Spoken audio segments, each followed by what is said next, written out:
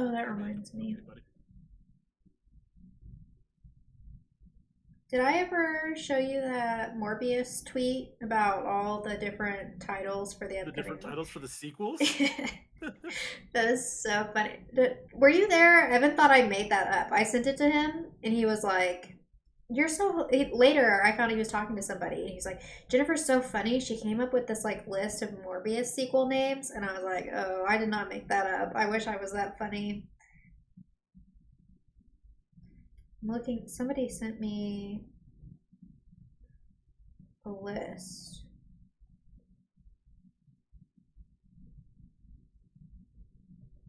Um, I can't find it. It was on my tweets. I was gonna talk about it, but hi Chris. How Hey, are Chris. you? It's Morbin time. Thanks, Chris.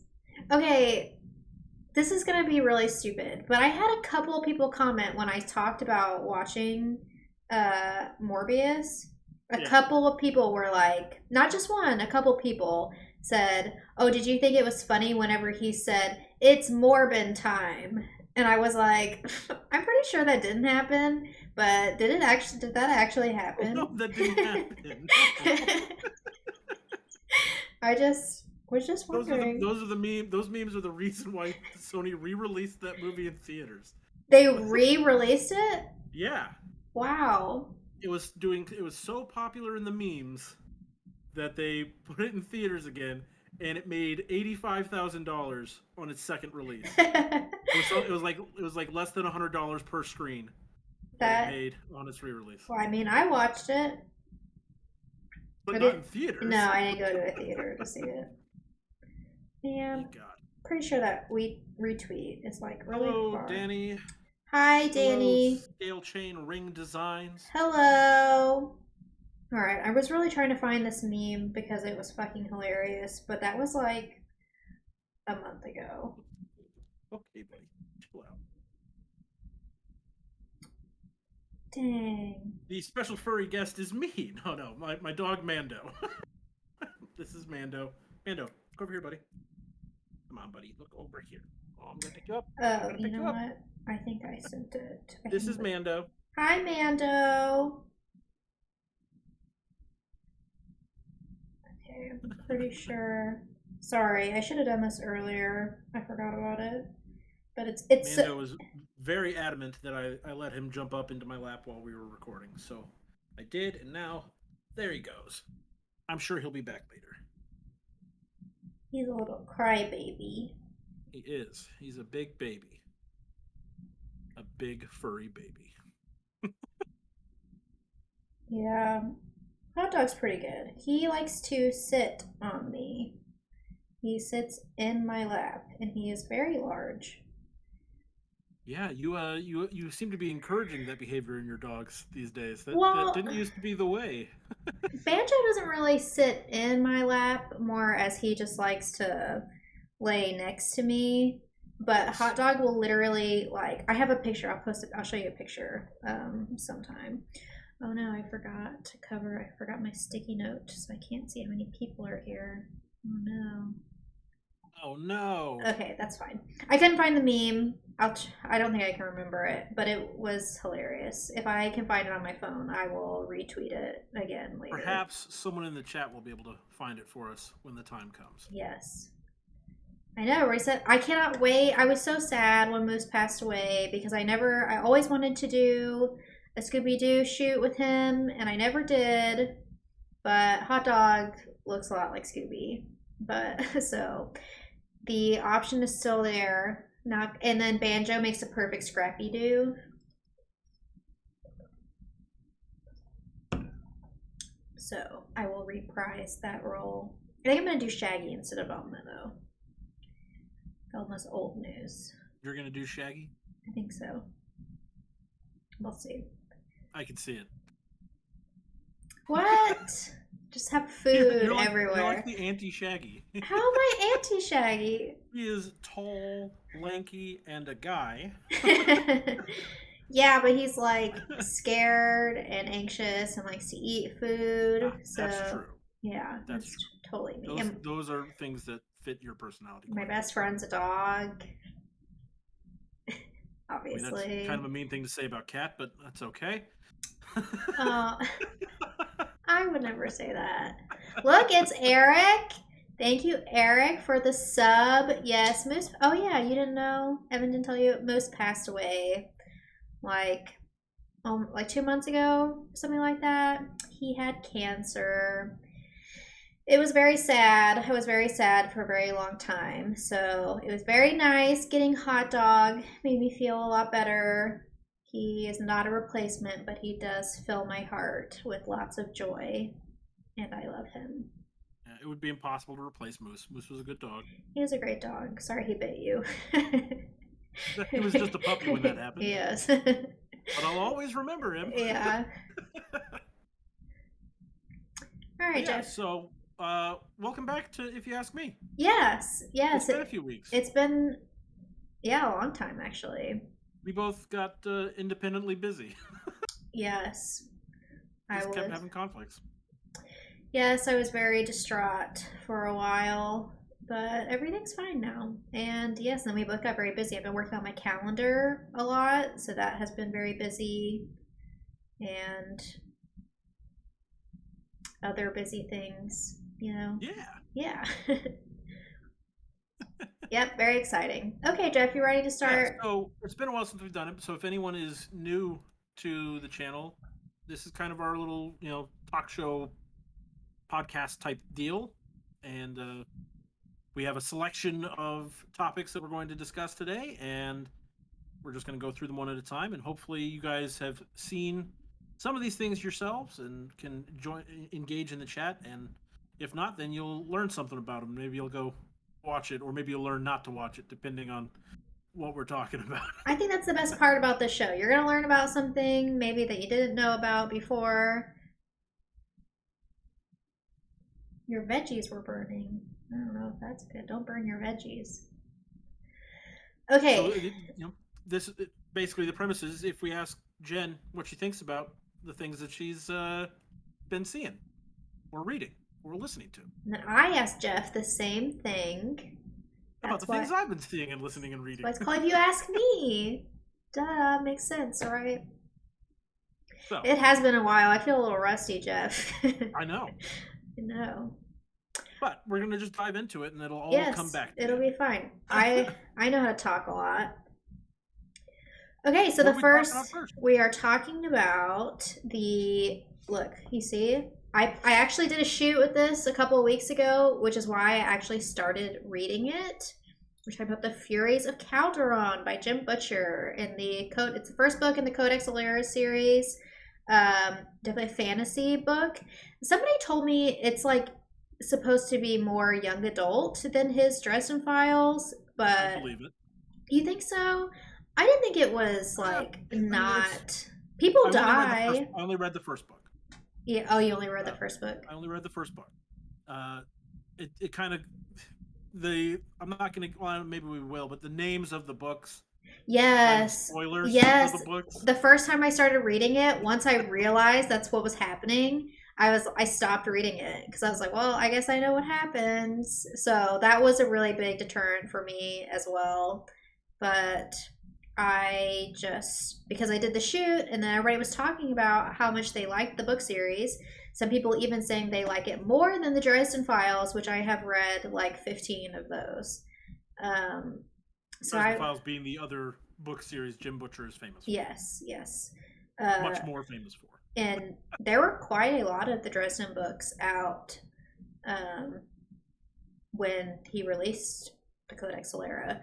So since I've done the shoot, and I only did it because the book matched my outfit, but then it ended up being like, oh yeah, so I'm actually going to read that.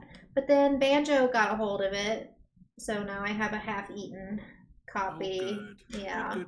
Yeah. So all those pages are messed up, but it was still. Is readable right? Is a word? That is the correct word. Yes. So the book was still readable, and I finished it fairly quickly. It was a pretty easy read.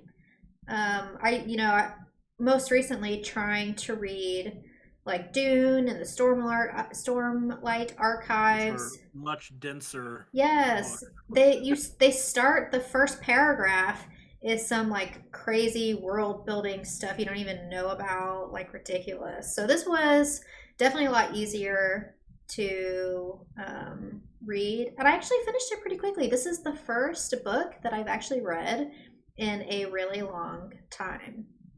I was listening to audiobooks for a while, but then I couldn't concentrate on those anymore, and I just was reading comic books a lot. But this is the first novel that I've really read in quite a long time. It's been a while for me as well. Especially if you outside of Star Wars books, I don't think I've read. I think this might have been the last book I read, and that Oh. was in like 2011. Oh my Other god. than all the Star Wars books that on my shelves up here, I read those. But outside of that, I'm not super literate. Literally. We'll have to change that, Jeff. We'll You're have to. gonna start making me read books for this show? I don't got that kind of time. I know. I was actually surprised. I read it pretty quickly. I think the first couple of days I was reading it in a row. I got through like 50 pages a day, which was a lot. But and That's I pretty good. yeah. Well, so what's the premise of the book for those who haven't read it, Oh god, I'm so bad at or for this. those of us who haven't read it in quite some time? So basically, it is a world where every human controls a fury, which is like an elemental based spirit, sort of. That's a good word for it. Yeah, so they're not like Pokemon, like really like physical out in the world catch them, but they're a part of you that you connect with and then you control them. And depending on what kind of fury, like fire, water, Warcraft, Earth, yeah, it gives you different abilities and strengths and such. And there are different strengths of persons. Some people are really weak at fury, some people are really strong at their furies. They can do different stuff, more powerful stuff. Um, but it is about a young boy who I think he's supposed to be like 15. Yeah, Um, which is why I think that people say this is a young adult novel because the protagonist starts off as a young adult. yeah, but I don't. There's like a little bit of heat it's with it's some of the it's a pretty horny characters. book, if we're being Yeah, real. yeah, yeah. I mean, that's what I'm saying. I mean, Can I you don't say know. Maybe horny in that's. French? Can you say that? I don't know. I probably say things, but it was and people die. It's the book is all about war. Basically, a war is coming. So people die. So that's is that young adult? I don't know how horny young adult books usually are. I mean, I guess. I think I think they get kind of horny. Oh yeah. Okay. Well, I don't there think you they go. get necessarily. I think this like is kind of like a between thing because this gets kind of graphic. In its, if I remember correctly, that there's some like I mean, it's not like pornographic, but like there's It's a lot of it's very heat. descriptive, very Yeah. descriptive. Yeah. Pretty descriptive. No like body parts or anything, but the general mood and feelings and stuff like that. So. Yep, yep, yep. But Um. it people always compare it to Avatar: The Last Airbender because of all the elemental stuff. But it's again, it's really not similar Yeah. when you get into it. Yeah. Uh, yes, the elements are the same, But there's but more. There's also metal there's crafting and war crafting and right, and they are also not. You don't control the elements yourself. Your fury is, an elemental, so it's not quite the same. But yeah. But the main character, he is the only human that they know of that doesn't have any furies. So that's kind of what his character is what? all. Oh my god, I know, and you learn that like in the first like chapter or whatever. But that's my getting into kind of like the review is no maidens. Um, it's a good book. I did like it. I already started the second book. Everybody has said that it doesn't really start getting good until book 3, but then book 3 and the rest of the series is amazing. So, but Yeah, because I I did start the second book yeah, and I did not finish it, yeah. and then I did not finish the rest of the series despite owning the whole series. Yeah, I know. I don't think I haven't read the entire thing. I think I stopped at book 3 or 4 the first time I read it, but I also read it like 12 or 13 years ago. It's been a really long time. I did It not wasn't read. that long ago. I don't think so. Anyways, you were the Yeah. reason I read it. Oh, really? Yeah, Well, you guys were trying to. 2011, that Yeah. was 11 years ago, Jeff. Oh my We're god. fucking Oh my old. god. That was so long I know. ago. We're so old. Oh my god. So, young Yeah, adult book. Here I'm we going were back to talking my about young Jim adult. Butcher, and you guys were trying to get me to read the Dresden Files because we were playing World of Darkness, Mm. and you're like, "Oh, you should read these books because very much the same sort of world and all that." And I was like, "I don't know, guys. I don't like scary things." And I'm guessing that the Dresden Files really aren't scary at all, but they're about things that in my mind are supposed to be scary. So I was like, "No, I'm not going to read those." But then you guys were like, "Well, you've got this other series that you could read," and so I started reading it. It's And the a first book's good. I like the yeah. first book. I would not say it's bad at all. I mean, it's not like amazing or anything. Kind of one of my criticisms is that there are supposed to be like shocking moments, but really they're not that shocking. It's supposed to go like, oh, aha, but you're like, okay, but that's nothing special. Like, I can see how that is like a predictable Yeah. thing. So, nothing super exciting, but I would say it's kind of like Game of Thrones, where every chapter, every other chapter is from a different character's perspective, and there are like 5 or 6 different Like 5 or 6 characters. characters Yeah, that follows in the first one.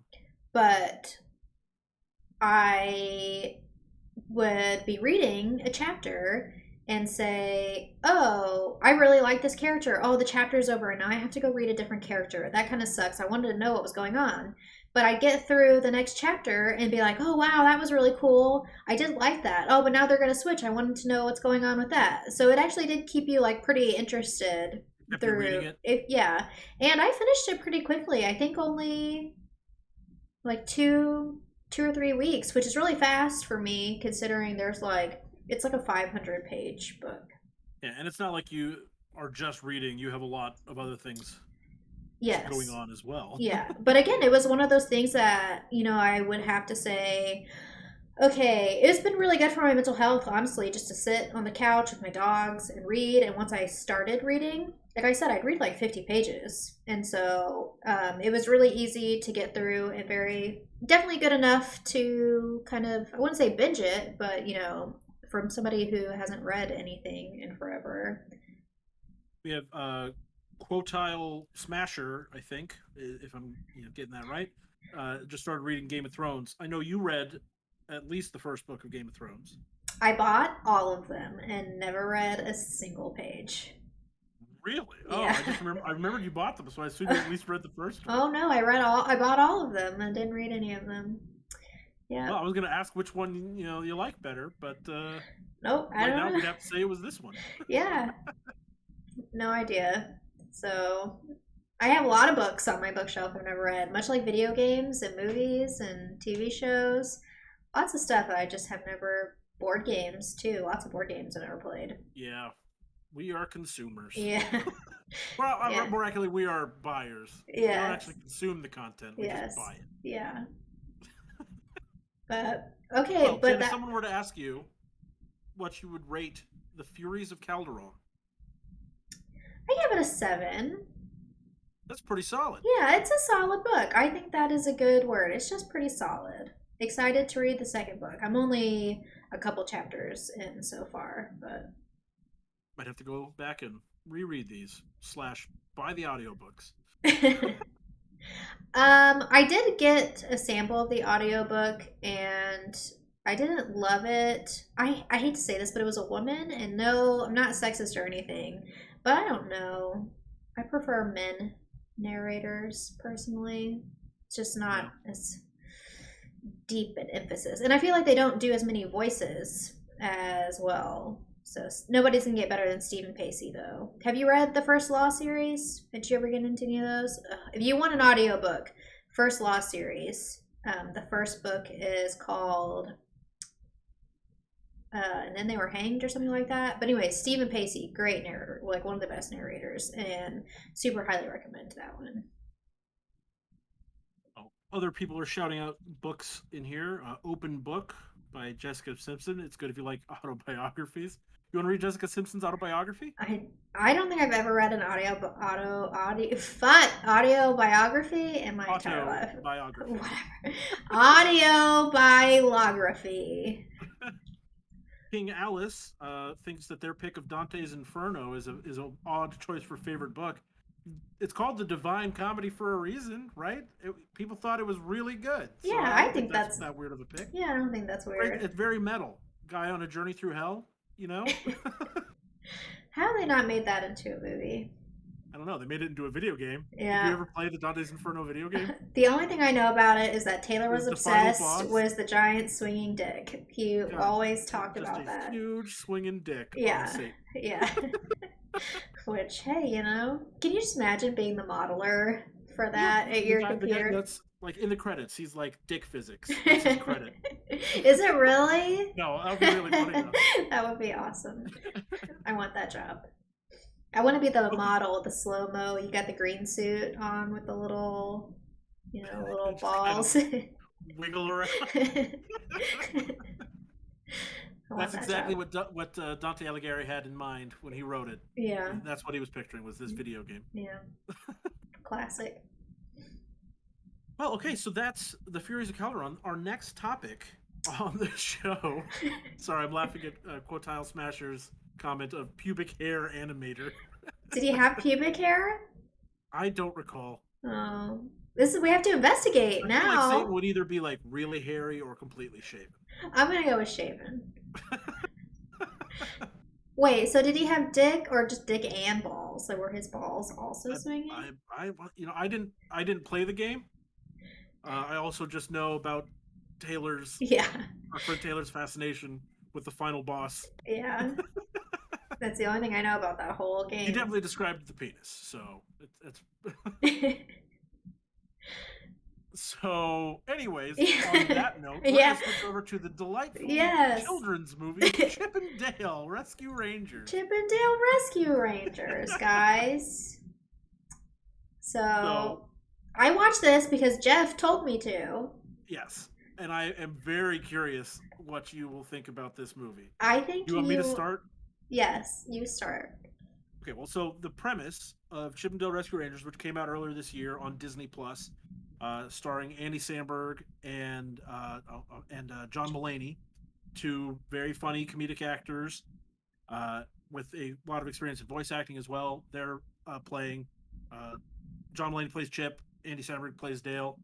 And this is sort of a Roger Rabbit-esque world where cartoons live in the same world as humans, and it tells a story about Chip and Dale at the beginning of their career when they're actually at the beginning of their lives when they first become friends, and then how they get their show, and so the TV show that we watched as children is a subject at the beginning of it, and they rise to stardom and everything, and then of course Dale wants to go solo.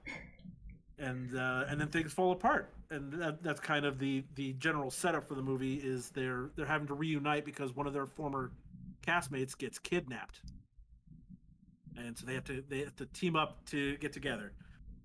We are probably going to spoil this one a little bit. Yeah, I think this one's going to be because a lot of the funniest stuff, has to be spoiled. So and it's already being spoiled in chat. So,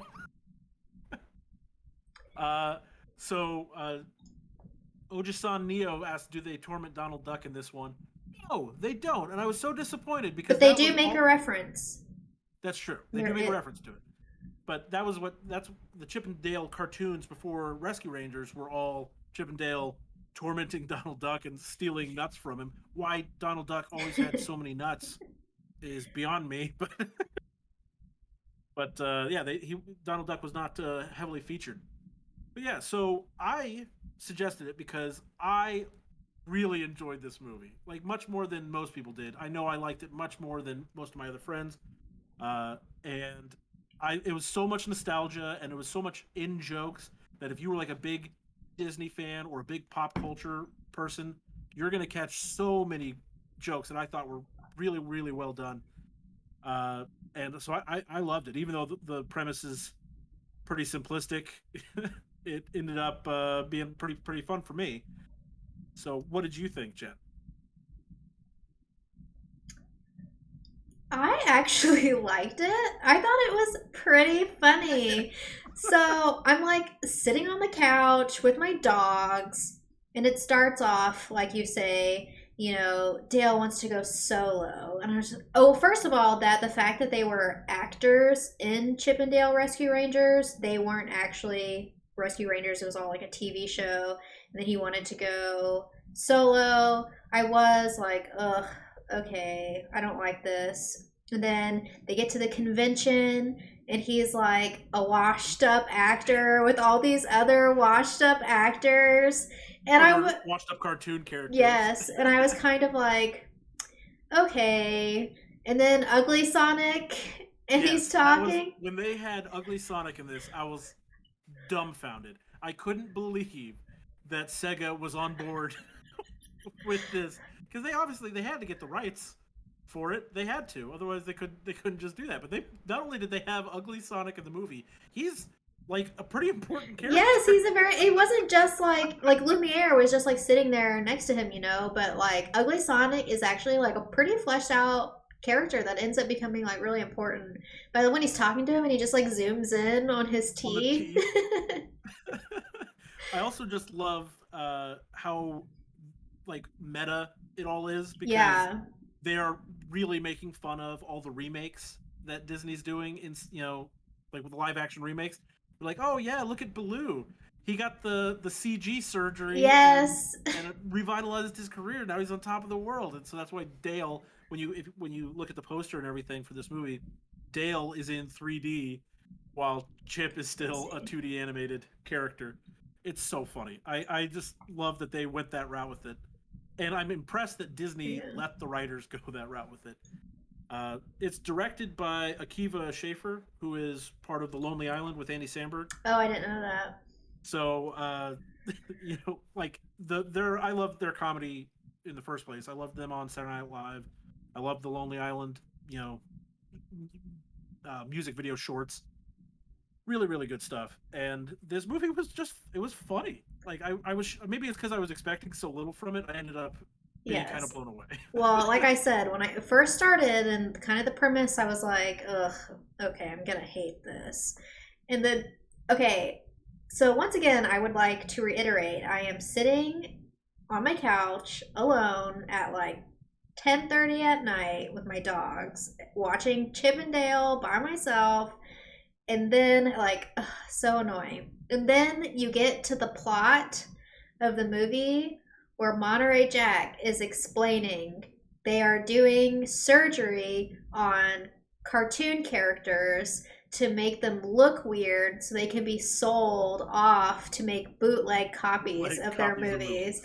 I laughed out loud. I really thought that that was hilarious. Because they show Flounder and he's all googly eyed and really weird face, and he's like in the Little Mermaid poster or whatever. I just thought that was so funny. I laughed. It was, I really enjoyed it. That definitely, I think that is kind of what made the movie for me. I like pop culture references, and I don't think I got like all of them. I didn't know who a lot of people were, but the ones I feel like it was very in depth. It was like very thoughtful. It wasn't kind of just like, in my opinion, you know how much I hated Free Guy, Yeah, but like it wasn't like that. It was actually, I don't think it was a kids movie. I don't know what children would have gotten they like would. all of Children wouldn't those. get this. I mean, I Yeah, think children would laugh at it because it's still funny and it's cartoon characters getting into wacky antics. So children would still like it. But this is a movie that I think that parents can appreciate because they get all those references. And I think the difference between this sort of thing and Free Guy is that every time you saw a pop culture reference in Free Guy, it felt like, hey, look at this thing that's popular right now. Uh, that's why look at this. It's like token. Like look, we got Fortnite references. Hey, look, we got all these modern movies and games. This was all like super old stuff that most people probably haven't thought about in years, and so it doesn't feel like they're trying to cash in as much. Like they're definitely still cashing in on nostalgia, but it's like nostalgia you didn't know you had. And I would say I didn't find the jokes like stupid. Like they were actually, maybe because I love Lonely Island and I do think that they are very clever. Like the jokes weren't just like stupid fart jokes and like wow you're so annoying and stupid. They were actually like pretty clever and interesting. Like I was genuinely blown away by the fact that I like this movie at all. I am so happy to hear that. I thought the cast was fantastic. I thought No.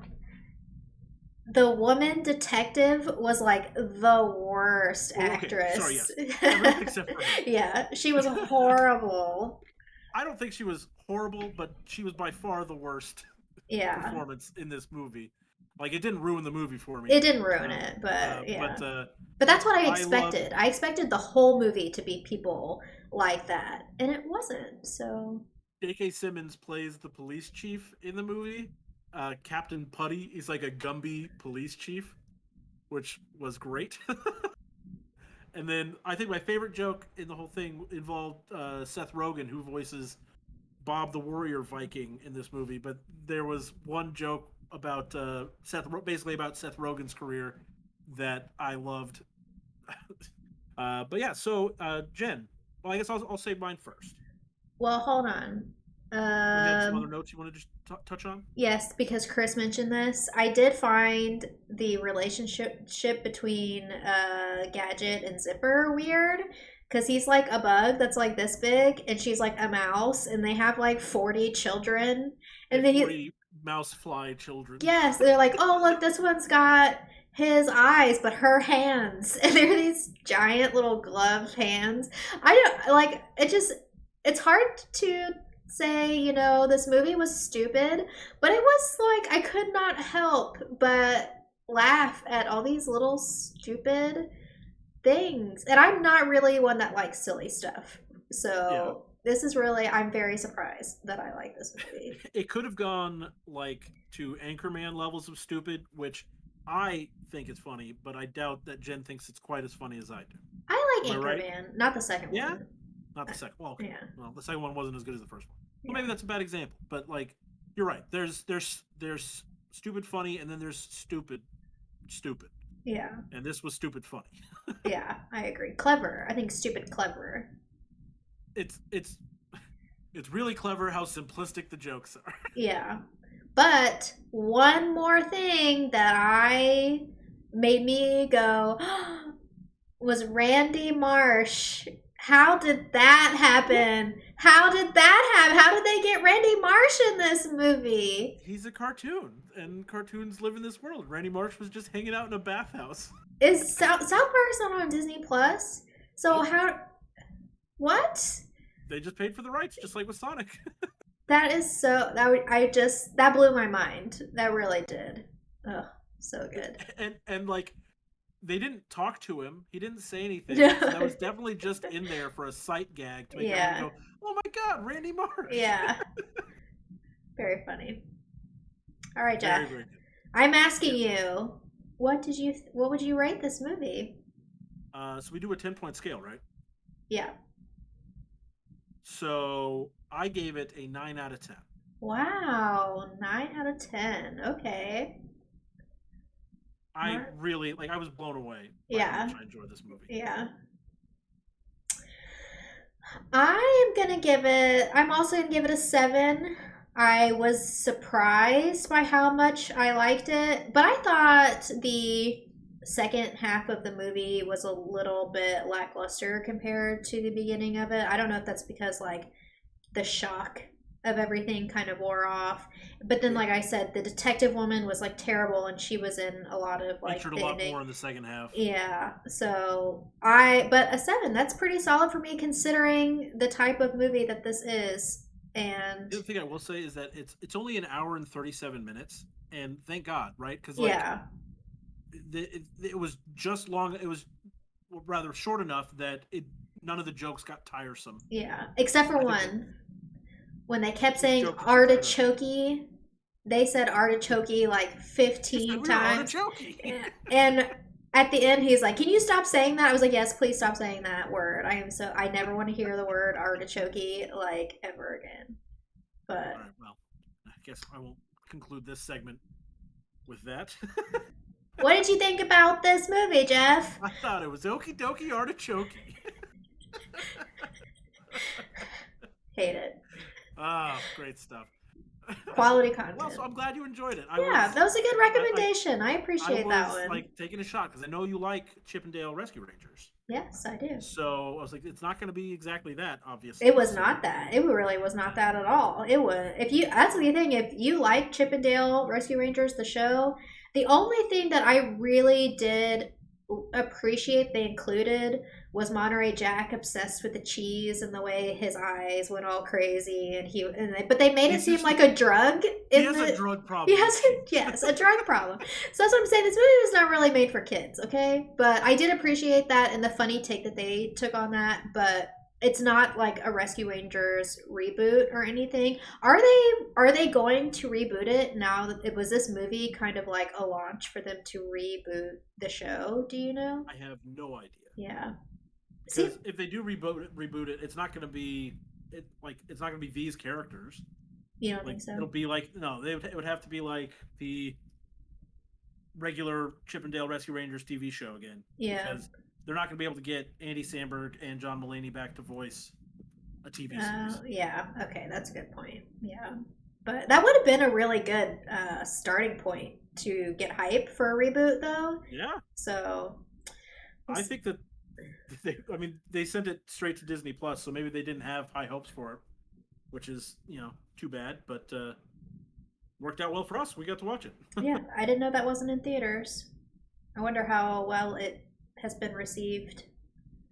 What was funny was before it released on Disney Plus, Jimmy Kimmel got COVID, and Andy Samberg and John Mulaney were supposed to be guesting that night, and they ended up guest hosting and interviewing themselves about Chippendale Rescue Rangers, and it was a very very funny interview. But they kept emphasizing how this movie is not coming to theaters, Oh yeah, like repeatedly. Definitely not in theaters. that's kind of it deserved it. It It deserved deserved a theatrical run. I agree. it But deserved. Well, I would say I think it deserved to be in the movie theater more than Morbius being in there twice. I did when not did it play? know. Did not know it went to theaters twice. Okay. But so that's what we're talking about now. Yeah. We're So gonna the moment you've all been waiting for, yes, folks. I've We're been talking trying to about hype this up. This is something the last time we did our show, we said we would talk about this and it's been like 2 months, a been like a month or month something. Yeah, it's been at like a least. month. So but here we go. All right, Jeff. What are All you right. what are So your thoughts? Morbius. The premise is Dr. Michael Morbius has a blood disease that is killing him. So he is gonna, come up with the cure no matter what it takes. And so logically turns himself into a vampire.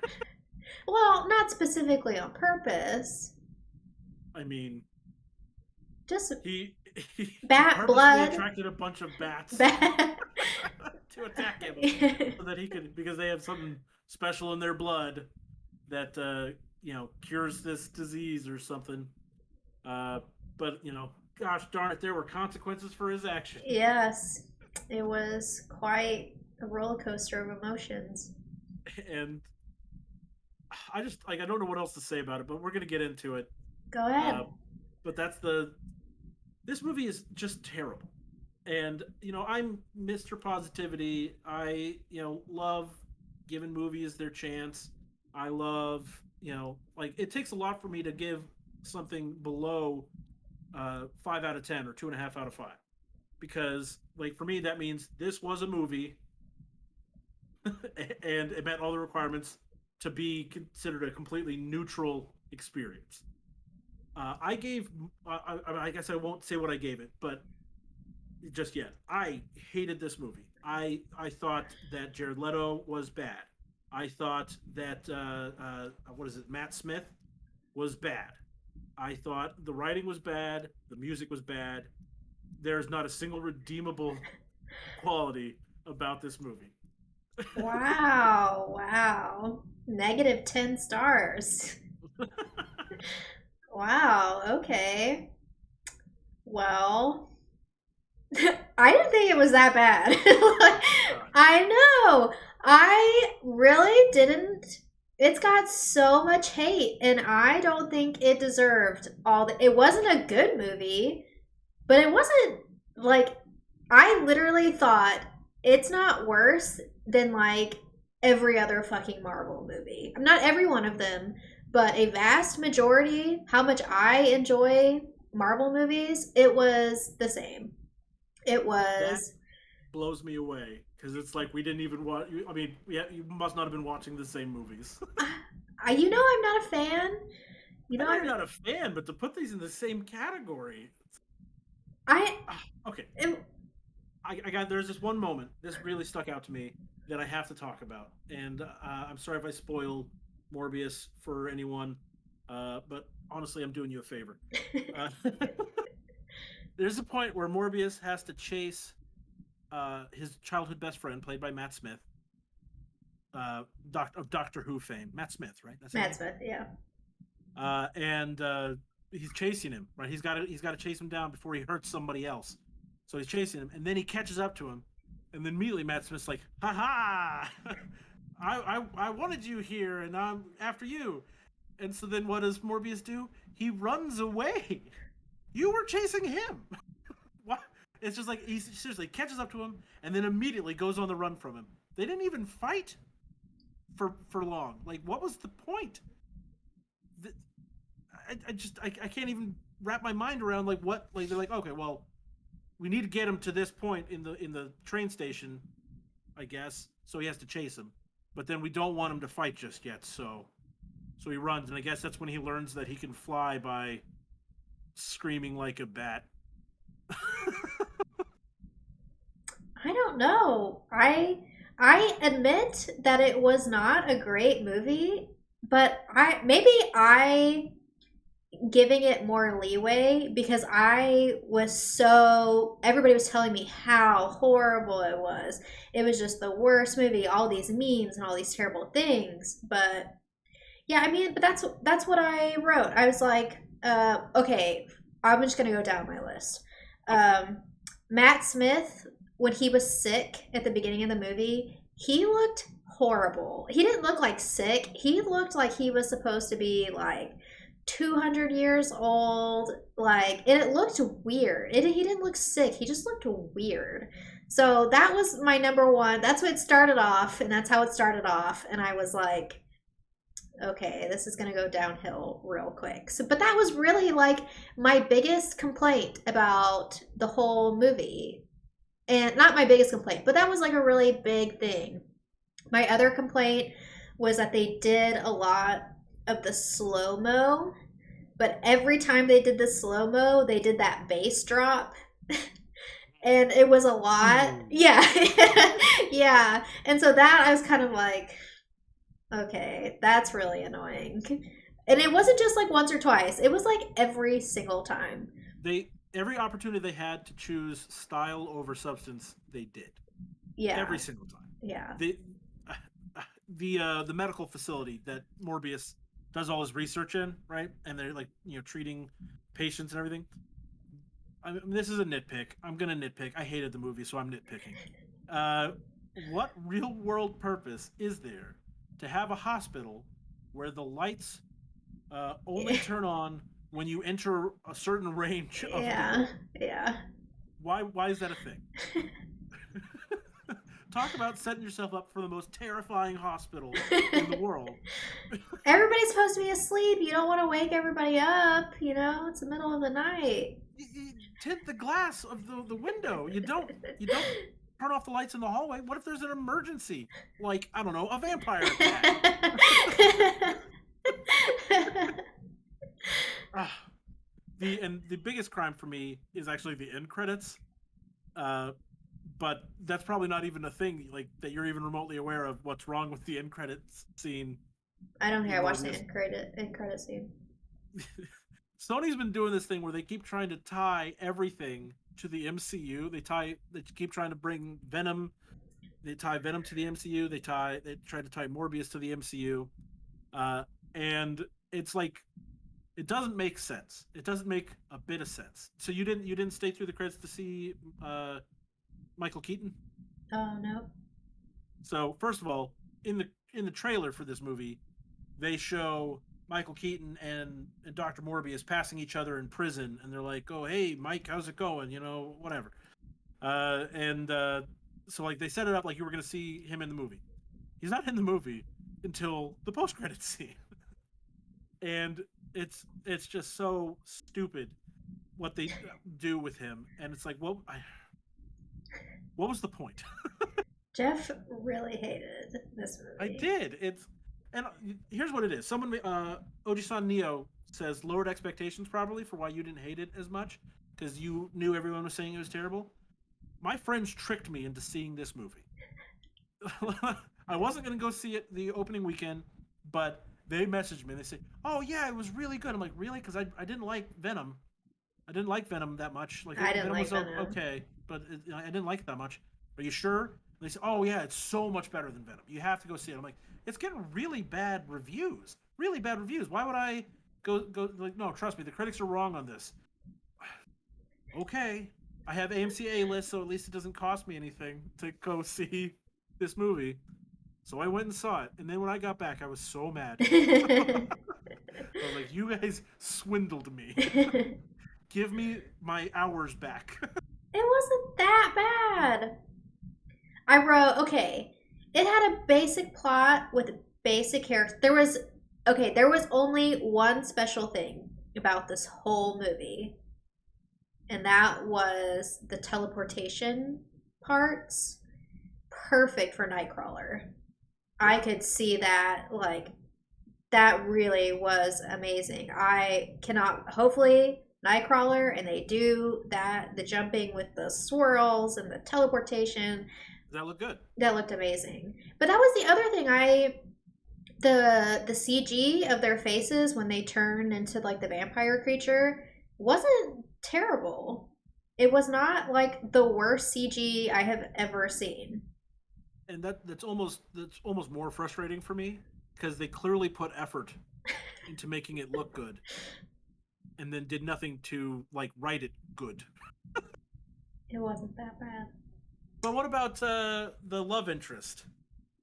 But I mean, cliche, typical. There was nothing bad about it because it was just like, yeah, and nothing special, but it I'm talking about wasn't. like again, is it okay if we spoil a little bit? Yeah, yeah. So the love interest gets killed, right? She gets killed, and then conveniently she comes back to life. Like everyone else has just died when the vampires attack, but she gets to come back, and now, oh, she's gonna be a vampire. That's gonna be great. I can't believe it. How lucky for her. I just there's no in story reason for why she gets to survive, Because she's other hot than and they want her to be in the sequel. also. What about the scene where Matt Smith is getting dressed? Okay, that was my other thing. I wrote that down for sure. Matt Smith, he's shirtless and he's dancing. And oh my, okay, you know how, I don't know if you know, but shirtless scenes, ugh, I hate shirtless scenes. It's just a way to show off how ripped they are. But he's not even a great dancer. I don't particularly think he's a great looking guy to begin with. And What I was like, going to ask, I wanted to ask if Matt Smith is supposed to be a handsome guy. Do women like his physical appearance? Because I know that he was pretty popular as the Doctor, right? In but I Doctor think Who. his personality brings a lot to that. Like he's very charismatic, and he definitely has like that sly face. Just like he's good at making the facial expressions of like being clever or flirtatious. So I can see the appeal of him, but I personally am not a fan. Okay. So personality wise, there's a lot to like, but physically, I guess obviously he's in good shape. Yeah, You know, yeah. very very clearly in good shape. But I just thought it was interesting because we watched Last Night in Soho and we watched this, and in both of them, he's supposed to be like a really like sexy guy that Yeah. women are really into. And you know, I'm a straight guy, so like I have to take people's word for it that this guy's supposed to be sexy. But but like um, usually I can tell like, oh, that's a good looking guy. Oh, that's a good. I'm like, I don't get it. yeah. I don't get Matt Smith at all being the sexy guy, especially this pointless shirtless scene, and then he like flexes and then turns into like his vampire form temporarily, and it's like, who is he doing this for? I just put it in the perspective of he's been this sick, sad, skinny, you know, person his whole life. He's That's so true. excited Sick his whole life. to be a normal, healthy person. I He's think, Pinocchio. He just wanted to be a real boy. yeah, man, I would be dancing shirtless too. You know what I mean? So, I don't Check out the Only Hams for that. know.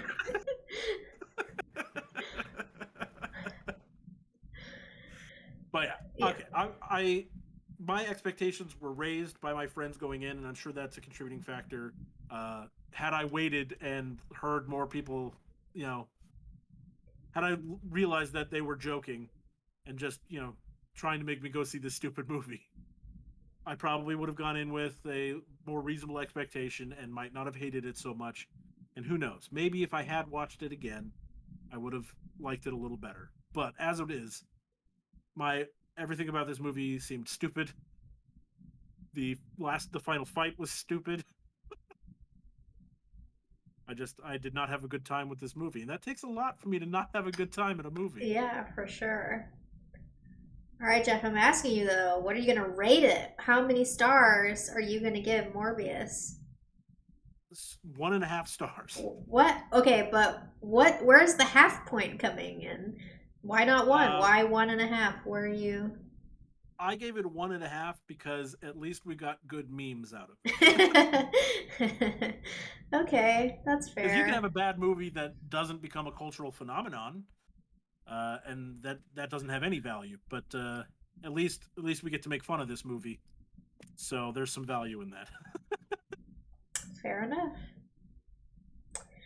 Oh, I remembered another thing I hated about this movie.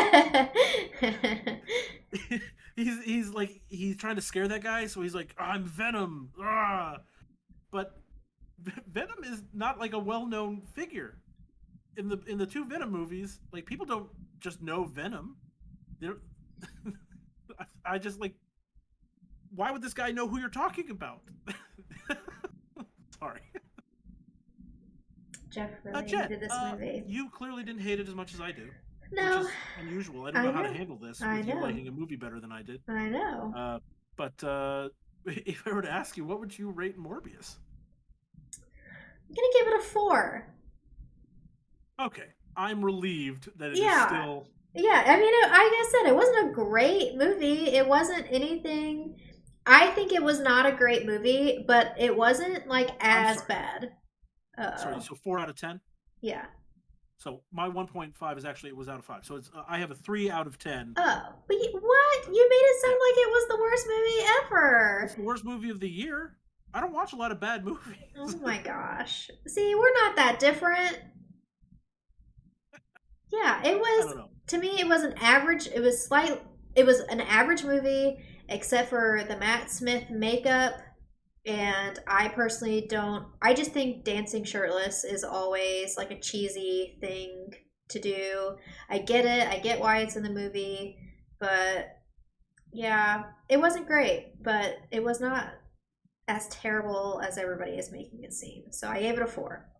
So the reason it's important to know when you're talking to people about their rating systems, their rating scales, like so like I said, a 5 is a completely neutral experience for me. 5 out of 10 is a completely neutral experience for me. So 3 out of 10 is pretty significantly below that's pretty bad. And And this let's is see what Jeff. else. He's usually very positive about Yeah, movies. So giving a 3, most people would probably say a 1 or a 2, I would think. right. That's what I want to illustrate. Like my normal spread of movies, because like for most movies, they're gonna at least be in somewhere between 5 out of 10 and 10 out of 10. Like, so my average rating is going to be between 7 and 8. So if it's bad, then it's bad. And so this year I've seen 150 movies this year, That's a lot. 151, and I've rated 3 movies 1.5 stars. So Morbius is tied with one of the Ewok movies, Oh, we did talk about that. which are terrible, and a movie called Sex Appeal, which had some funny moments in the trailer, so I watched it, and those were all the funny moments. So, pretty bad.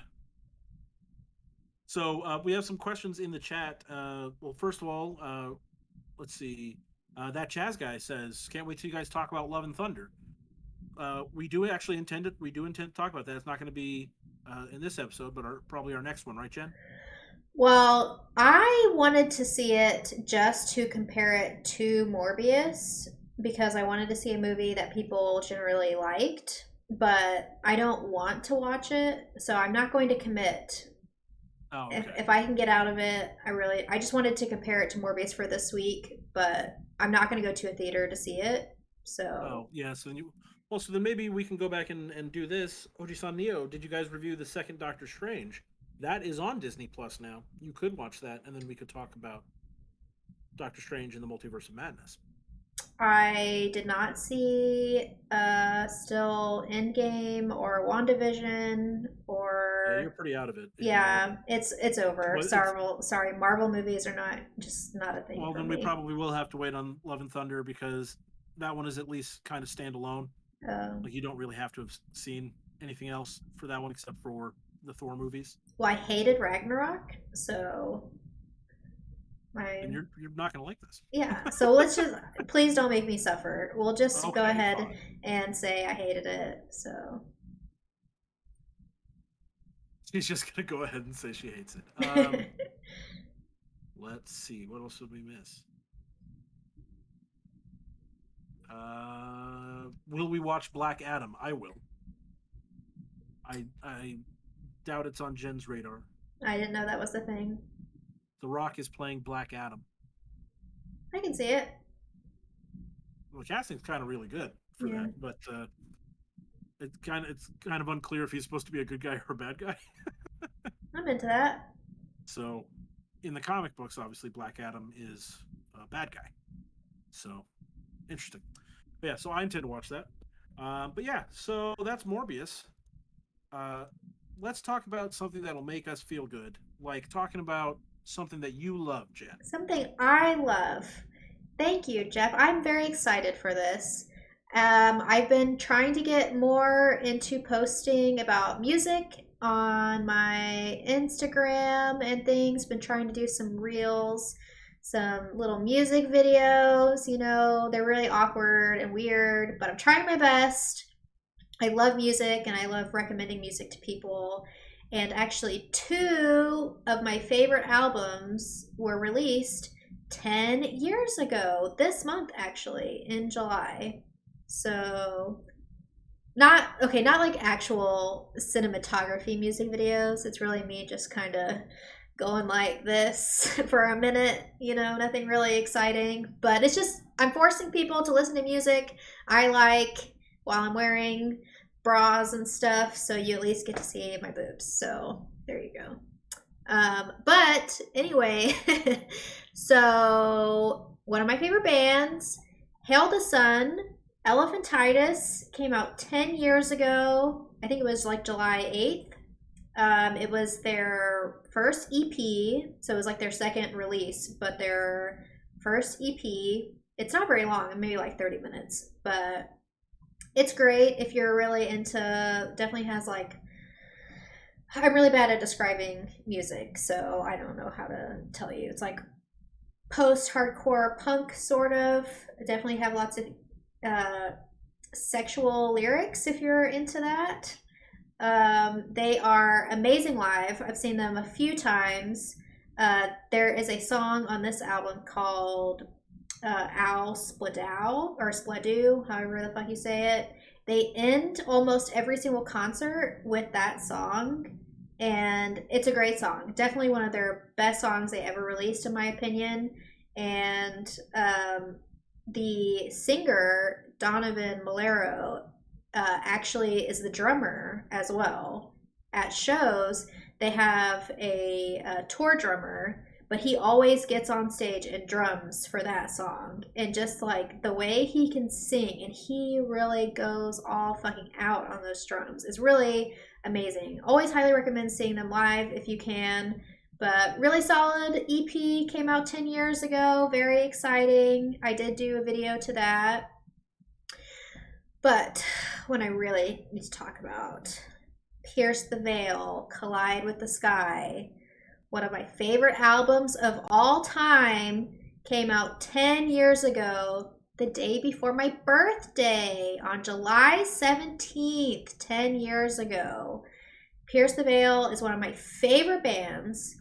Part of me saying a favorite band is that I have to like 95% of their discography.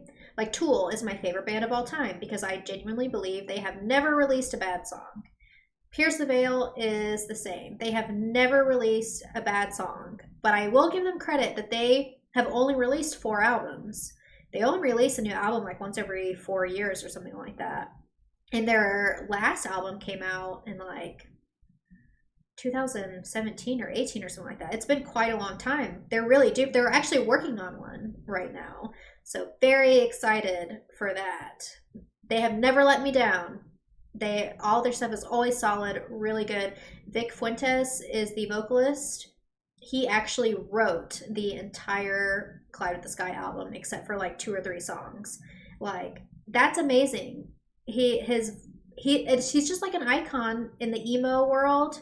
If they're huge. I mean, I don't know. They've never had a radio song, which I'm actually really surprised. But that's probably something you actually like about them, right? No, I mean, AFI Sing the Sorrow, love that album, and December Underground, love that album, and they had radio songs, but they deserved it. I thought they were really great. Coheed and Cambria had a couple of radio songs. Tool had a couple of radio songs. You know, there's nothing wrong with that because, in my opinion, those songs are not radio songs. They just happen to be on the radio. Yeah. And Pierce the Veil, I don't know, like the emo days where emo was really popular. It's not so much popular right now, but maybe with their new album, you know, My Chemical Romance coming back, maybe it'll get back into the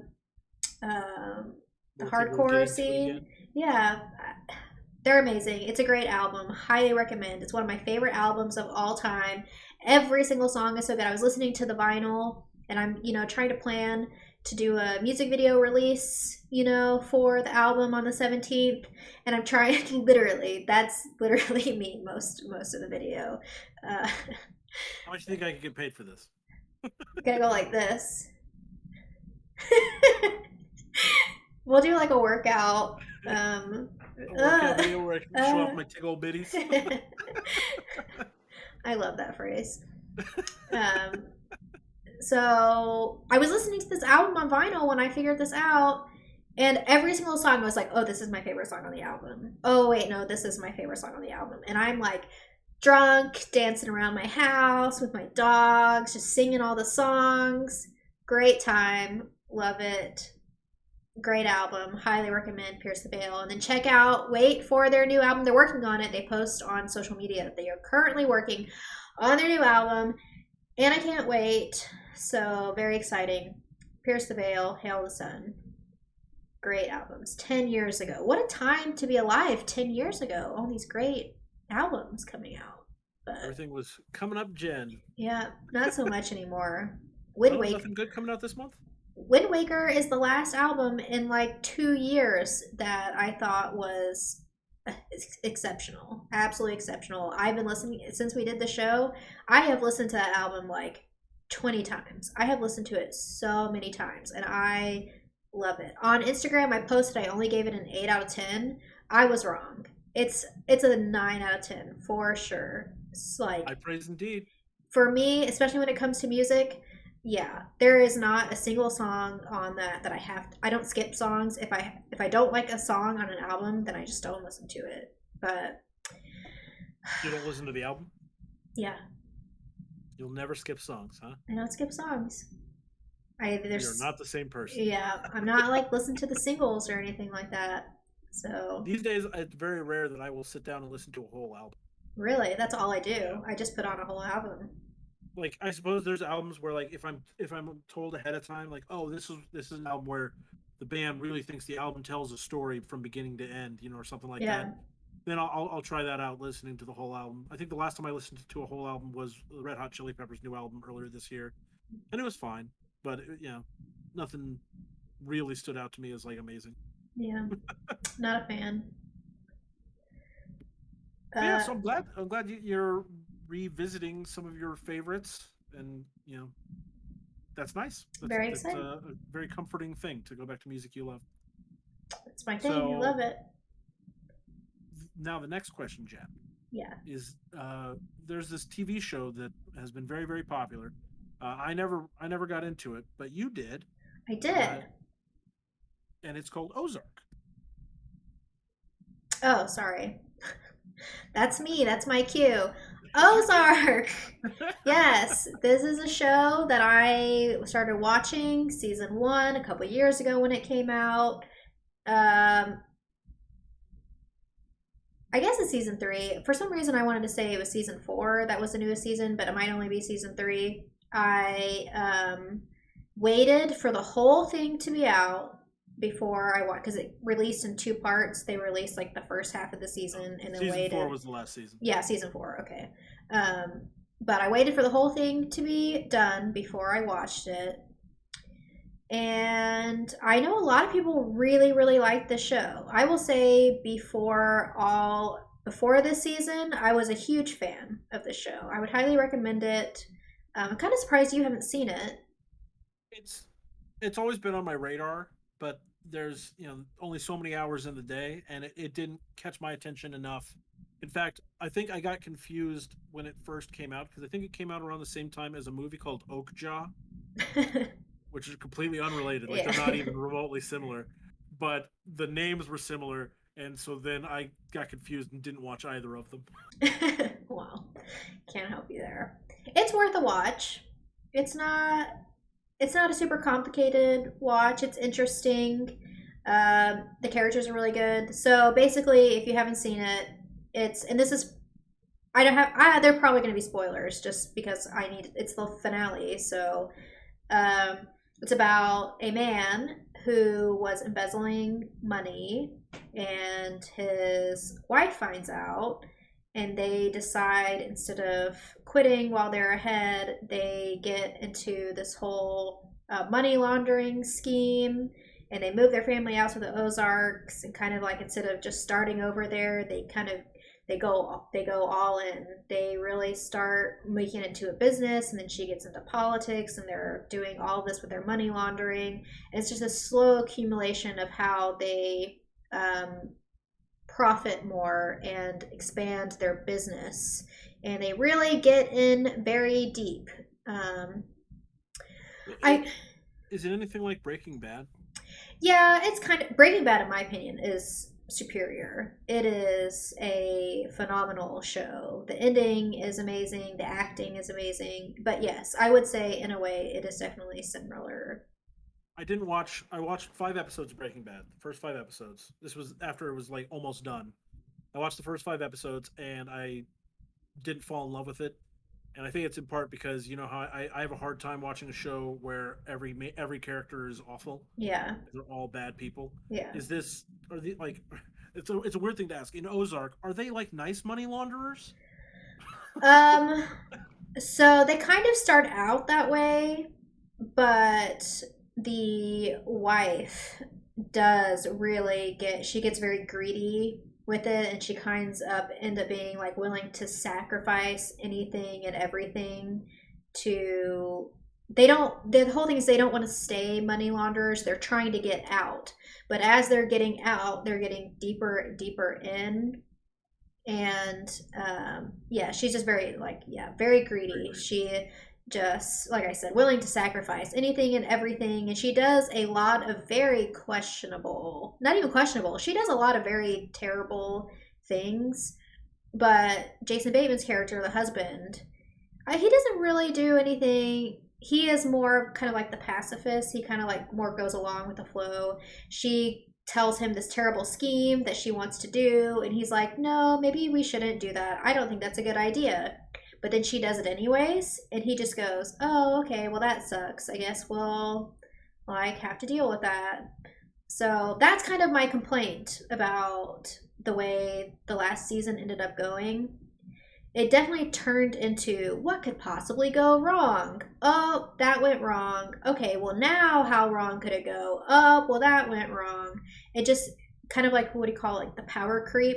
Like the only way to make something more interesting is just for stuff to get worse and worse, which I find that very predictable and I don't like that. And I also felt like every character ended up becoming very predictable. Like you knew exact when a character would say dialogue. Yep, that's exactly how I expected them to react. And so it got old, which I felt like very unfortunate because it did start off very strong for me. And but and that's also kind of what bothered me. I won't spoil it, but the last like 5 seconds is supposed to make you go, oh, what? I didn't see that coming. But because the whole entire season was so predictable, it made me go, well, of course they had to do something to make it like, oh, wow. And then the show ended. So it ended, It. and then yeah, and then the show was over. So, um, yes, a lot of people wish a lot of the characters. Though a lot of people are like, I hope the wife dies. She's so terrible. She's so annoying. Well, yeah, I won't spoil it, but Other than apparently she doesn't get she off. should, no, she doesn't. She doesn't die. But a lot of people were Well, like really hoping for that. If you want to spoil this, that's fine because I wasn't. It's on me now that I haven't watched it. It's been out for Yeah. 4 years. It's not worth spoiling. I mean, if you've seen it, you know what I'm talking about. But if you have not seen it, I mean, a lot of people really liked it. The wife is definitely a character that you hate, and that's kind of like the whole point. That's the whole point. That's right? the whole point. So she So did a good job. yeah, for sure. The acting was all really good, for sure. It's just the I really last. like Jason Bateman. So Yeah, but he he's this. plays exasperated dudes very well. Like, oh, I can't believe another thing's going wrong for me. But that's him the Yeah. whole entire show. There's no character development. He is definitely the one you're like, what would he say? Oh, he said Is he it still his character exactly. from Arrested Development? I only watched the first couple episodes of that show because I hated it, so I don't really recall. It's like because in Arrested Development, he gets himself into trouble a lot, but also his family continually gets him into trouble, and it's like he's the only one that's even remotely normal. And everything that could go wrong keeps going wrong for him. And so it kind of sounds like a similar sort of deal in this. Yeah, pretty similar. Yeah, so I got pretty tired of all the characters by the end of the last season, and like I said, it was just so predictable. So I did not appreciate the way it ended because it's like, oh wow, how can we get them? They'll never see this coming, and I didn't see it coming, but I didn't care. I'm That's I'm too glad bad. I'm glad it's over. I don't need to see any more of it. I was ready for it to be over, so So, did you like it overall? yeah, I think it's a show worth watching for sure. Um, I'm gonna give it a 6. Okay, that's Um, pretty positive. well, because the rest of the show was very Was so good. good, so I would say the rest of the seasons were like an 8, but then the last season was like a 4 for me. But like I said, a lot of people really liked it. This is just me personally. I didn't appreciate like the dialogue and the power creep, and the acting is all really great. The mood's very tense, so it's just for me personally. But so average the whole show, I'm gonna give it a 6. But the first few seasons are an 8, and it's just the last one that kind of brings it down for me. Okay. Well, maybe I'll get around to it. I'm always looking for something new to watch. Yeah. We did have some other questions while we were talking about that. Did you guys watch Stranger Things? I did. I don't know if you watch Stranger Things at all. I watched the first season. I watched the second season and I didn't really like it. But everybody Second says season is that the worst. everybody Second says season the is the third worst season. yeah, so Uh, so yeah, I watched that. I enjoyed it. You know, there's it's not predictable necessarily, but it also didn't thrill me with the surprises that like that I was hoping for. They they they need to learn some lessons on how to keep it interesting quickly before the next season. The other question was, have you seen The Boys? I started rewatching season 2. I have seen season 1 like twice and I remembered most of it. But I started watching the recap before season 3 and I Okay. remembered nothing. And I was like, I don't know who this person is or what's going on. I haven't seen it since it released and I have a terrible memory. So I am rewatching season 2 before I get into season 3. So we will talk about it. We can talk about The Boys. We'll talk I about finished it it. Yeah, eventually. I'm done with The Boys, so that'll be one we talk about, guys. Because there's only, what, like 8 or 10 episodes in a season? Hmm. So perhaps by the next show, um, maybe not the next show, but the show after that, we'll have to We talk do about have it. 2 weeks at Yeah, least. yeah. Uh, but yeah, okay. So that is Ozark, and the last thing we were going to talk about today was something I've been watching, and unsurprisingly, you have not been watching. We talked Uh, about all this. we talked about why it's Miss Marvel, which the final episode came out today, and I will say I'm not going to spoil this series because the last episode came out today, and there's a very real possibility that a lot of people haven't watched it yet or haven't really started the series because they were waiting for the whole thing to be available. Uh, but I'll give some general thoughts on Miss Marvel. Uh, uh, yeah, also I'll ask Jen. Have you read any of the Miss Marvel comics? Nope. Our friend Chase is a big fan of Miss Marvel, Like and he the was Kamala, like this Kamala Khan. version? Mm. Yep. I mean, he likes Captain Marvel as well, or at least he did before the movie. I don't know how he still feels about it after the Captain Marvel movie, but he was very excited for Miss Marvel to come out. Uh, it's a good show. It, but if you're not an MCU fan, then it's probably not going to be for you, just because it is very much an MCU show. One of my good friends and the co-host of the movie podcast I do, Remember the Film, Hugo, has he's kind of come to this conclusion that all of the MCU TV shows are of the same level of quality and they're all kind of samey, and he's starting to get tired of it. I'm still into it. I really enjoyed Miss Marvel. I thought that it was similar enough to the other MCU stuff that it felt like it was part of that universe, but also did some things that were fresh and new for the universe that makes it stand out amongst all the other MCU TV shows. Yes. I have no idea. Tell me the plot of this series. I don't know anything about it. So the plot is Kamala Khan is a teenager in New York. Sorry, in New Jersey. She lives in New Jersey, and she is a nerd and doesn't have a whole bunch of friends, but she has a couple of really close friends, and she is obsessed with superheroes. She loves superheroes, and in particular is a big fan of Captain Marvel, Carol Danvers. Has posters all over her wall of all the superheroes, but a lot of them of Carol Danvers. So she's like a fangirl. And the premise is that her grandmother sends a box of stuff from Pakistan to her home in New Jersey, and her mom's like, "Here, put this up in the attic," and she's getting ready for a costume contest at Avengers Con or whatever they're calling it. I forget what they call it. Uh, where she's going to dress up as Captain Marvel, but she wants to have something that really sets her apart as like a special version of Captain Marvel, and so she wears her grandmother's bangle, which is like it's bigger than a bangle. It's almost like an arm guard, sort of deal. Uh, and when she puts this on, it kind of activates some sort of latent power that she has. And You can the see it right here. Yeah, you can see it on the screen there. And in the comic books, her power is embiggening is what it's called. She's an Inhuman in the comics, and she is stretchy, kind of like Mr. Fantastic. Like her hand can get very large. She can grow very tall, and things like that. They dramatically changed her power set for the MCU. Oh, really? That's the only thing I Yes, knew about her was her powers. she does those things. Like she, stretches out her hand, but it's not actually her hand stretching.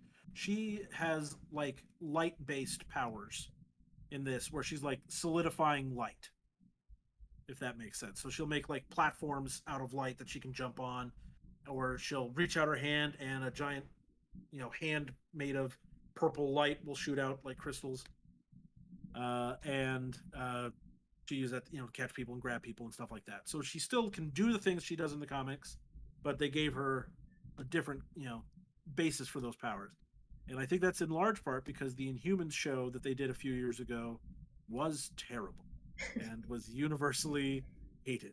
So they are probably on the fence about whether or not they're even going to do Inhumans in the MCU at all. So they were like, okay, we're just going to change up her origin there a little bit.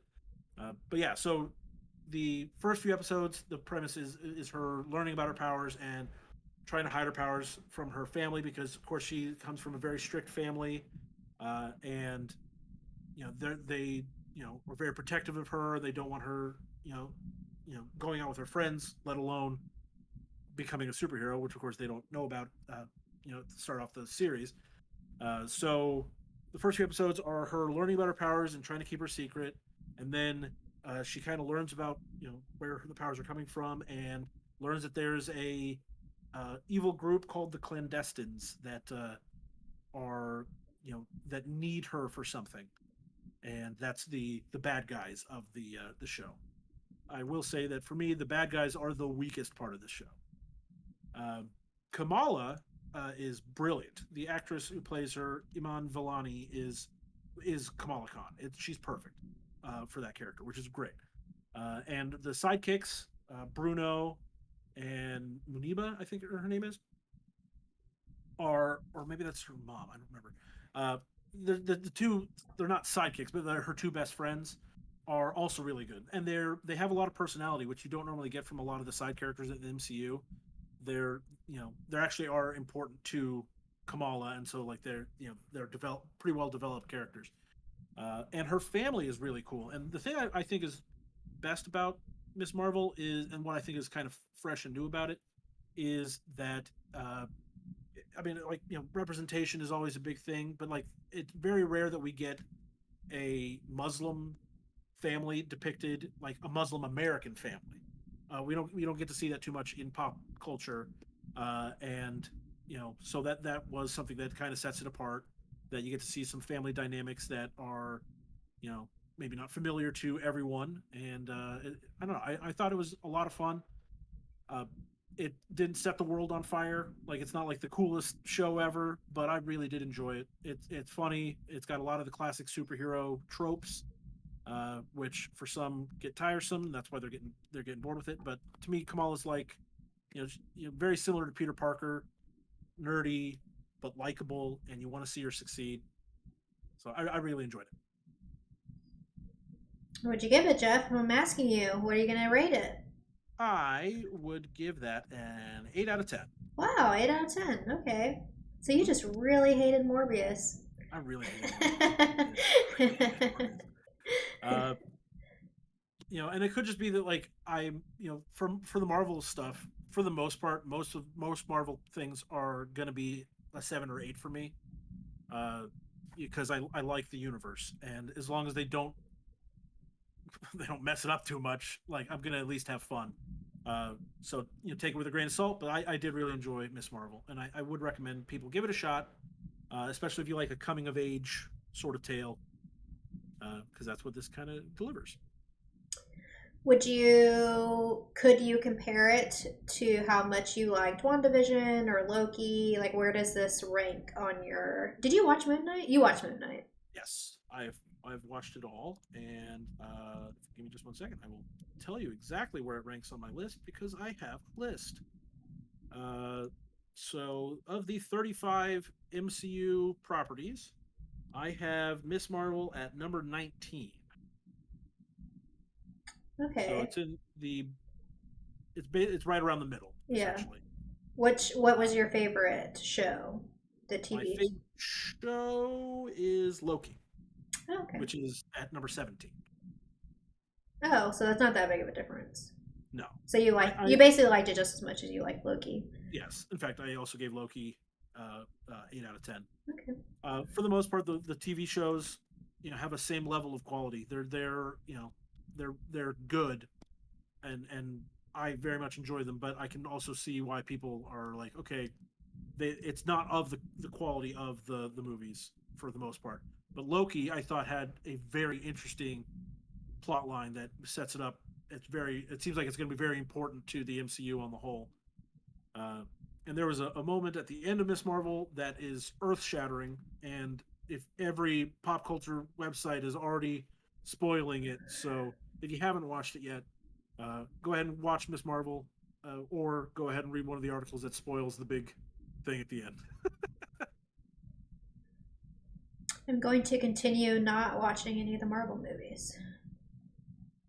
Okay, All right. that So, that's your prerogative. You can do that. But if you're curious, Thor: Love and Thunder is at 18 on my list, so right above Miss Marvel. okay. So, yeah, but you said when I asked you, you said you did like it. So you also gave that about an 8. Hmm. But you said you liked Ragnarok more. I do. Ragnarok is number 3 on my list. I Oh, wow. love Ragnarok. Yeah. Not a fan. It's just so silly, and they ruined Planet Hulk, and I will never forgive them for that.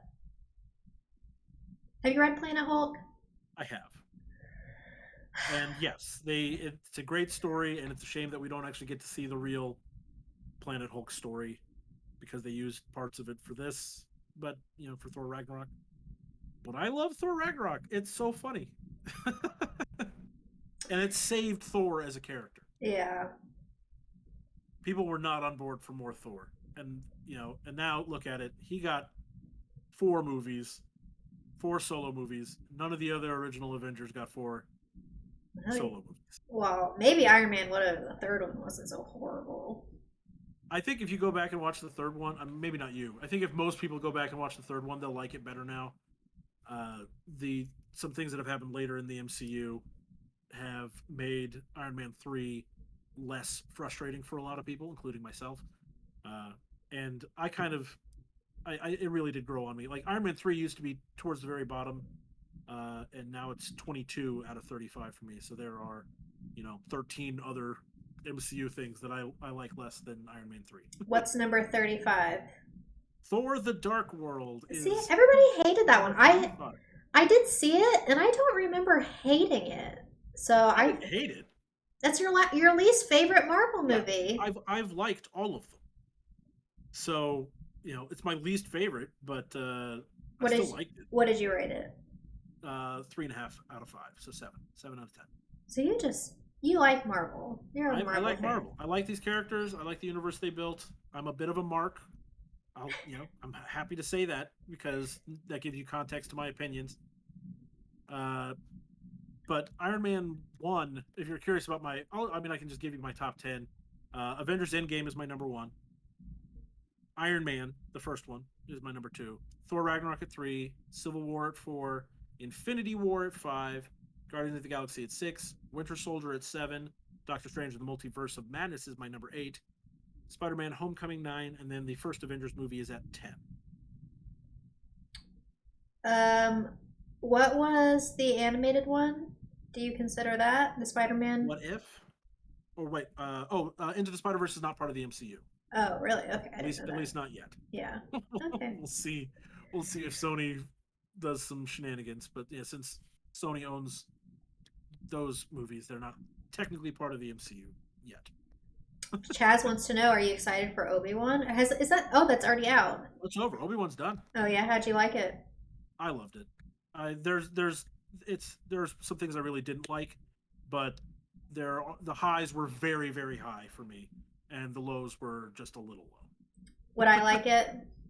Um, I don't. I like Star Wars, but I am I not know like you a do. huge fan. I'm not like I don't know everything about it. I've seen all the movies a couple times, but I think you'd come out feeling pretty neutral about it.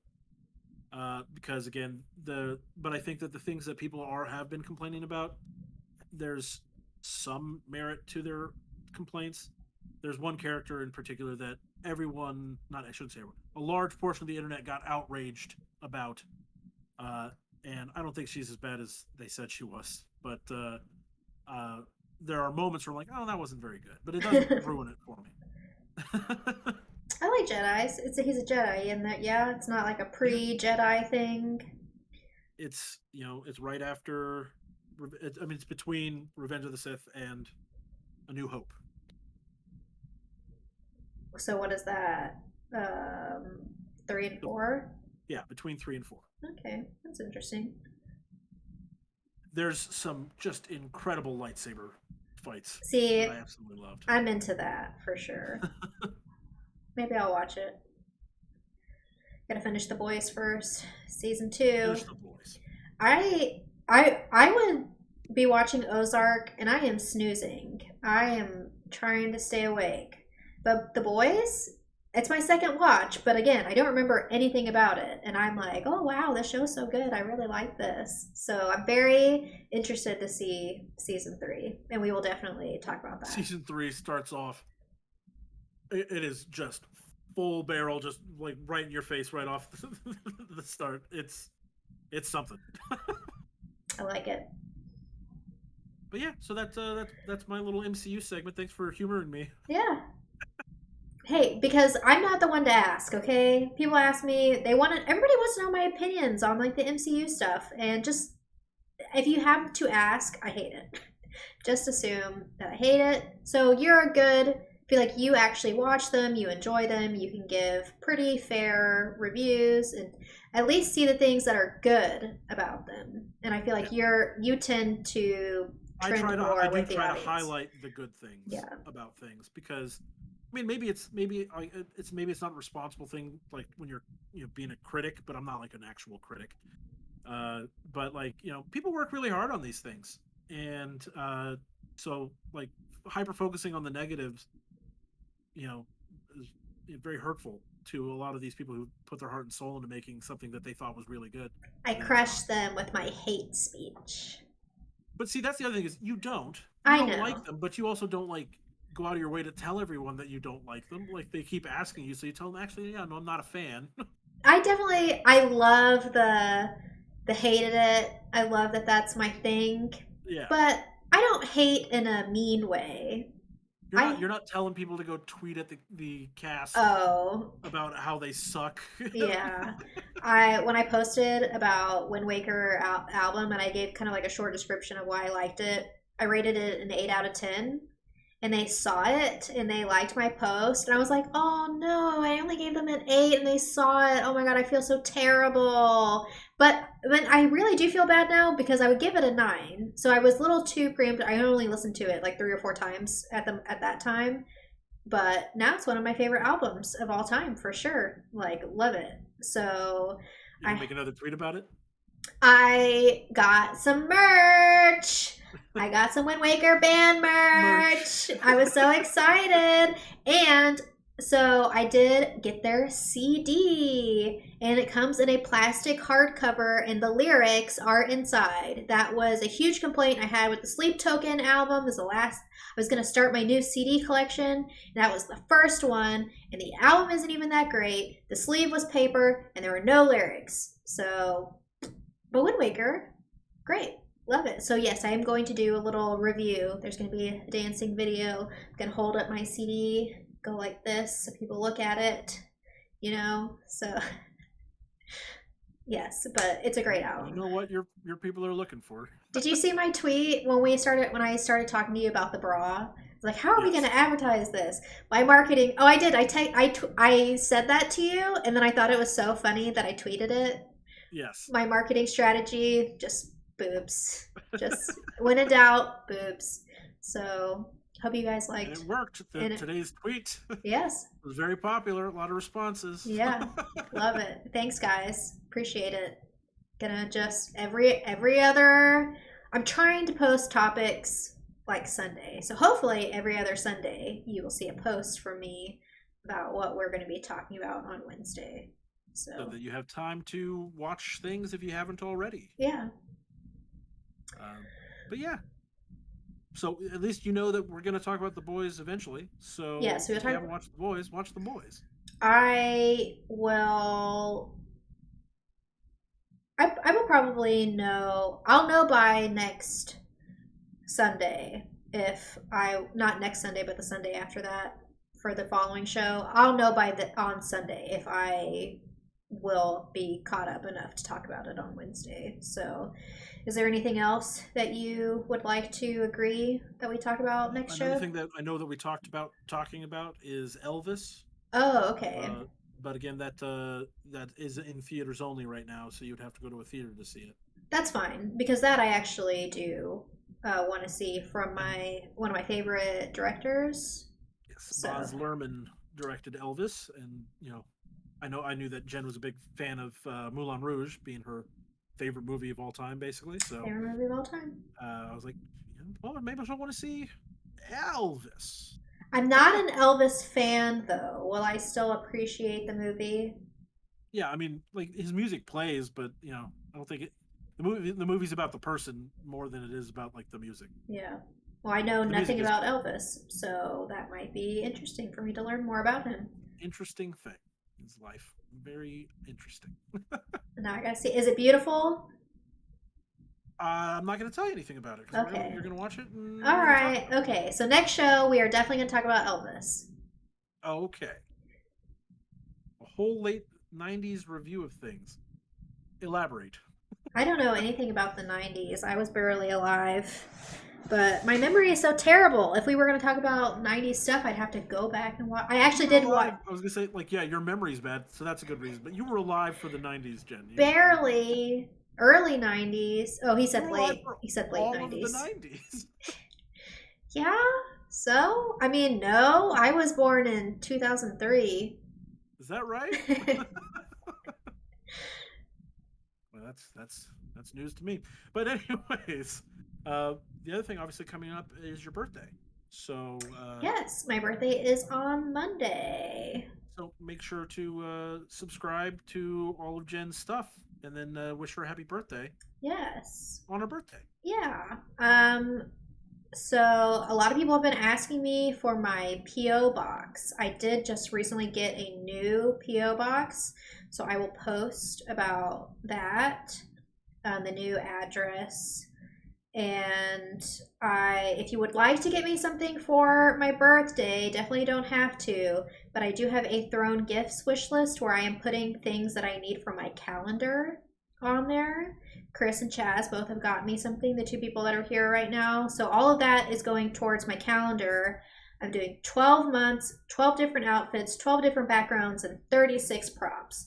So any help for that, it gets very expensive. So any help for So that would much be stuff. great for my birthday. I'm gonna add some more stuff probably this weekend.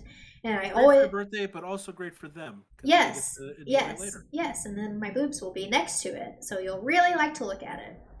But I will be doing a gift opening stream for anybody that sends me anything for my birthday at the end of the month, like I do every year.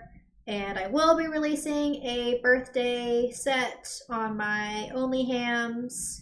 I haven't really decided what yet. I don't know. I can't decide. So we'll see. But it's happening and it's coming. And yeah. Are you going to Comic Palooza? I am not. I thought about it. Obviously, there's some big names coming. That was very interesting, but it just costs too much. Like I would want autographs, and those autographs cost way too much. I think the tickets just to get in were like $100. Yeah, it feels like they're trying to make up for two missed comic paloozas in one fell swoop by charging so much for the tickets. Yeah. Because like I remember them being like $45, Yeah. Yeah. which And is it's still not nothing. Like that's a pretty good cost just to get in somewhere, and then you have to pay for everything once you're in there. two of my friends that are going were complaining that the guest list is not overly large. And like yesterday, three of the guests canceled. And for them to be charging so much money just to get in. But I know people that are vending. I know artists and dealers, and they're great artists, so I know there's going to be a lot of really good There's good stuff things to see to every do it year by. for Yeah, sure. some of the cosplay guests are really great too. I follow two of them, and for the life of me, I cannot remember their names, but highly recommend the cosplay guests they've got. So, yeah, that's it. So you're going? I'm not going. No. Okay. No. Too bad. Nope, not going. I think I just did so many conventions for so long working that for me it ends up being like, oh, I go to see my friends because I know so many dealers and everything. But Artists. yeah, but for me, I'm not going to pay $100 to get in, and then I'm not going to go by myself. So I get other people to spend $100, and then if I go, I'm going to spend money in Artist Alley for sure. So yeah, just not really. I got a lot of theater tickets recently, so that's kind of where a lot of my money has gone. I do need to post. Chaz is here. So I did spend like 2 hours writing a whole long post about 3 things that I did in Houston recently that I would highly recommend anybody going to do. One restaurant, one play, and well, musical, I guess, and one bar. And then my post did not save. And so I lost everything, and then I was very upset about it. And so then I never rewrote it, and I really need to rewrite it. And Chaz told me, hey, well, I'm going to be visiting Houston soon, so it'd be really nice if you would do that, so that way I could know some things to do here. So I'm going to do that this week, I promise. Good news. Yeah, and if I don't do it, Jeff's gonna text me every day and be like, "You said you were gonna do this." Told Chaz. You told Chaz. I know. They're really great. They were really good recommendations. So I really should just sit down and write it down. It's just they were perfect. I was clever. I was witty. I used all the perfect emojis. You're saying you could do it right after the show here while you're waiting for this to upload to the YouTubes. Yeah, I'm not gonna do that. All right, I did my best, Chaz. Yeah. Sorry. I'm the worst. Yeah, and Chris now. Get your ass on it, Wall. Make me. Anyways, that's it. That's it. Thanks for watching, everybody. Yeah. Thanks for coming, everybody. It was nice chatting with you. Jen, yes. As we always conclude with this, where can people find you on them internets? Okay, so on Twitch, Jennifer Van Damsel, obviously, on Instagram and Facebook, also Jennifer Van Damsel, on YouTube, Jennifer Van Damsel, where you can check out all the not all, because I forget to upload a lot of them. You can check out a lot of our past shows on my YouTube channel, and I have a couple other behind the scenes stuff and other random stuff and stuff, lots of stuff. And then on Twitter, it's Jen Van Damsel. And yeah, definitely for Instagram, check out my music videos. For my Twitter, I share a lot of pictures of my dogs and stupid memes and stupid shit that I love Twitter because I don't even have to post a picture of myself. Like on Instagram, you have to post a picture, of you for the most part.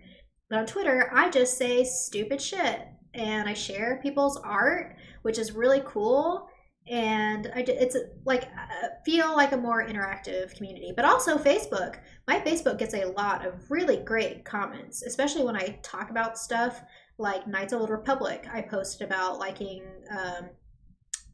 1 or 2 better, and I had a lot of really great insightful comments when I posted about Furies of Calderon. Got a lot of really great insightful comments. So if if you ever see me talk about liking something, check out Facebook because people actually really lots of good conversations on Facebook. Very good. 1 second. So Ernest wants to know if I'm going to be at Houston Horror Film Fest. So that is a horror convention that is going to be in Houston. I don't remember the date, but I said several months ago that I was going to contact them and ask if they wanted me to be a guest, and then I never did. So I have no horror content. I have done no horror content in so long. So I don't. Does your Resident Evil costume count? I guess so. But it's just like I just had all that stuff in my closet. It wasn't really anything like cool or special. Oh, it's next weekend? Oh, then no, I won't be there. Sorry. That's No. that's too soon. That's too soon. Well, I've got a lot going on with the calendar for sure. I'm hopefully going to be doing some shoots of that next weekend with Jonathan helping me as my assistant. So thanks to everybody on OnlyHams for buying my sets and leaving me tips because I'm able to afford to pay Jonathan to come help me do all my photo shoots and fund my calendar and stuff like that. So, all right, Jeff, enough about me. What about you? You can find me at Good Game Grizz on basically everywhere: Twitch, Twitter. You can look me up on Letterboxd, which is a great website for tracking people's movie reviews and their ratings on movies.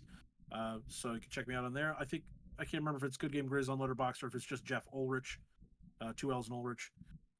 But yeah, check me out in those places. I'll be streaming tomorrow night with my good friend Adrian. We're playing some Overwatch.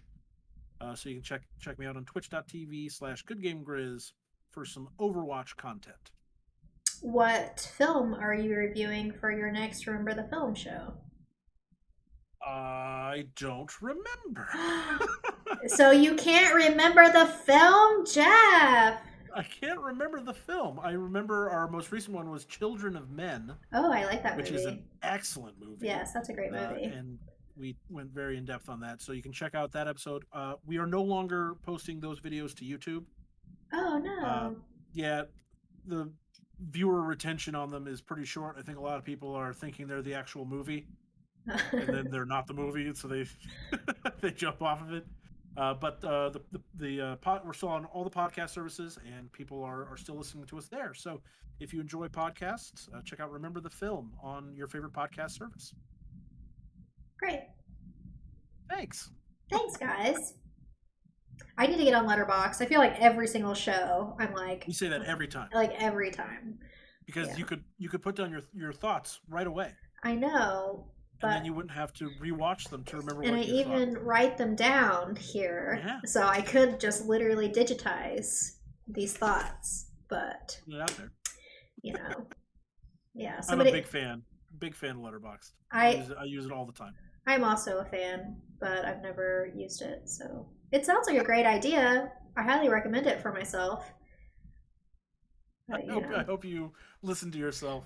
I posted and actually do that. I posted this picture of a shirt. I often give myself great advice, but I seldom follow it. And I was like, yep, that's me right there on my shirt. So, yeah. Well, again, so thanks everyone for joining us for If You Ask Me. Be watching for Jen's next ad for the show. I'm sure you won't miss it. But come back and join us for the next time. Be watching on the Sunday before. So like we usually try to do every other Wednesday for this show. So be watching the Sunday before to get the topics.